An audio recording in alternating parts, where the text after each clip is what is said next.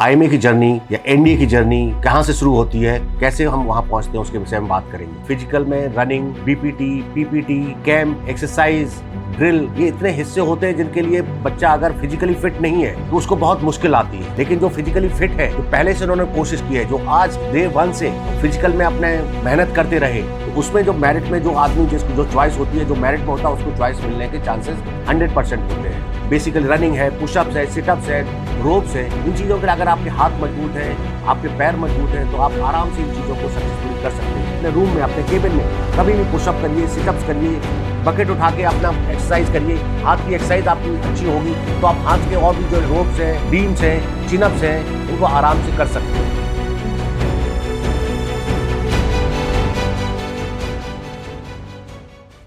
जय Hind viewers and aspirants, मैं colonel NS Chauhan shield defence college से इंटरव्यूइंग ऑफिसर बोल रहा हूँ। मैं आपसे मुखातिब हूँ और मैं कुछ आईएमए की जर्नी या एनडीए की जर्नी कहाँ से शुरू होती है, कैसे हम वहाँ पहुँचते हैं, उसके विषय में बात करेंगे।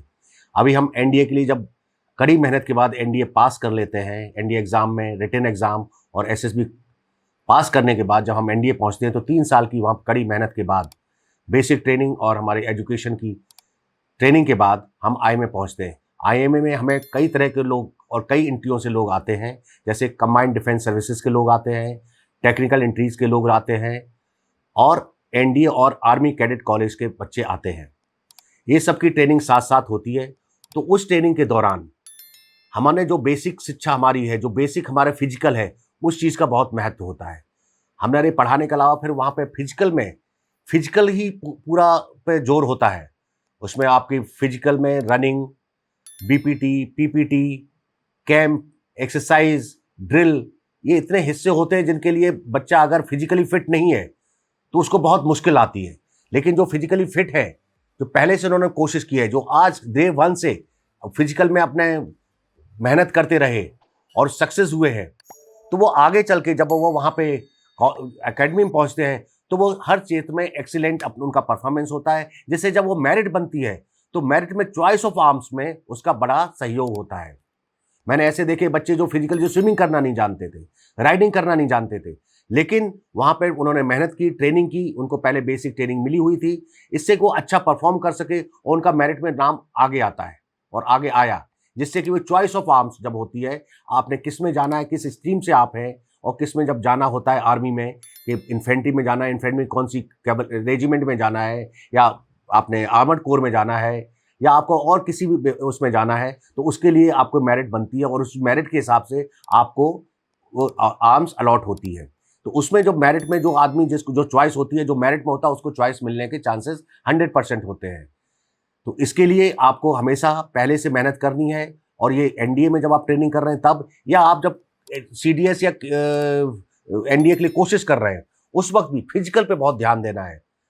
फिजिकल में आपका रनिंग है, बेसिकली रनिंग है, पुशअप्स है, सिटअप्स है, रोप्स है, इन चीज़ों के लिए अगर आपके हाथ मजबूत हैं, आपके पैर मजबूत हैं, तो आप आराम से इन चीज़ों को सक्सेसफुली कर सकते हो। इसके लिए एक सिस्टमेटिक तरीका होता है जिसके लिए हम लोग यहाँ पे ट्रेनिंग देते हैं। इंटरव्यू वगैरह में हमने देखे बच्चे आते हैं तो वो क्या इंटेलिजेंट है बट फिजिकल में वो मार खा जाते हैं, जो कि जो इंडिविजुअल ऑब्स्टिकल होते हैं, अच्छे आप हैं, आप मजबूत हैं, आप उस चीज़ को आपने प्रैक्टिस की है, तो आप आराम से उन चीज़ों को रिपीट कर सकते हैं, जिससे कि आपका जो मेरिट लिस्ट बनती है उसमें फिजिकल के मार्क्स जोड़ के आपको और एक अच्छा सा मौका देते हैं आगे बढ़ने का।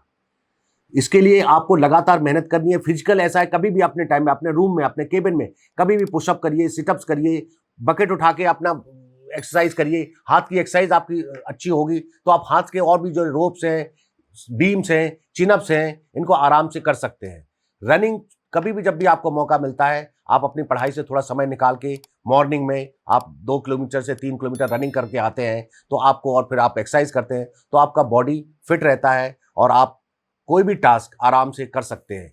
ये जब फिजिकली आप फिट होते हैं तो एसएसबी में क्रैक करने में, एनडीए की ट्रेनिंग करने में, सीडीएस की जब ट्रेनिंग हम करते हैं, ओटीए में जाते हैं, तो इनसे की जब ट्रेनिंग करने में हमें बहुत आसानी हो जाती है और हमारा टास्क उतना आसान हो जाता है। अदरवाइज वहाँ पर हमने ऐसे देखे बच्चे आते हैं, अच्छे मेरिट में आए हैं, लेकिन फिजिकल की वजह से उसी परेशानी से वो वापस वहाँ पे छोड़ के चले जाते हैं, जिससे कि उनको, उनके पेरेंट्स को बहुत लॉस होता है।